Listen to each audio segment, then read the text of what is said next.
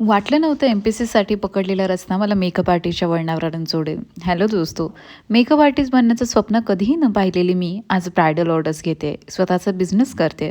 पण हा प्रवास अजिबात सोपा नव्हता आणि अजूनही नाही आहे. मेकअपची आवड मला कॉलेजपासून होती. पॉकेट मनीमधून यूट्यूबवर व्हिडिओज बघून प्रोडक्ट्स घ्यायचे आणि स्वतःवरच मेकअप ट्राय करायचे. नॉलेज नव्हतं, त्यामुळे बरेचदा प्रोडक्ट्सचे डुप्लिकेट असायचे.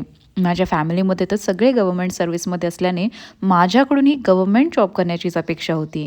मी कृषी सहाय्यकची एक्झाम क्लिअर केली, डॉक्युमेंट्सही व्हेरिफिकेशनपर्यंत पोहोचले, but somehow it didn't work out. आणि तिथे पहिल्यांदा वाटलं, एकदा स्वतःचं ऐकून तरी बघूया. मी बाबांना मेकअपला करिअर म्हणून परस्यू करायचं सांगितलं आणि त्यांचं उत्तर होतं, आपल्या खानदानात हे चालणार नाही. पण कदाचित काही स्वप्न आपल्याला पूर्ण करण्यासाठीच मिळालेली असतात.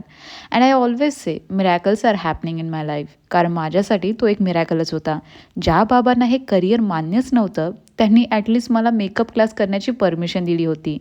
और असली खेळ तो अब शुरू हो चुका था. माझ्या या जर्नीमध्ये अजून किती अडचणी आल्या आणि एक आर्टिस्ट म्हणून आपण कोणत्या चुका करू नयेत हे सगळं सांगते पार्ट 2 मध्ये. Stay tune. ओम शांती.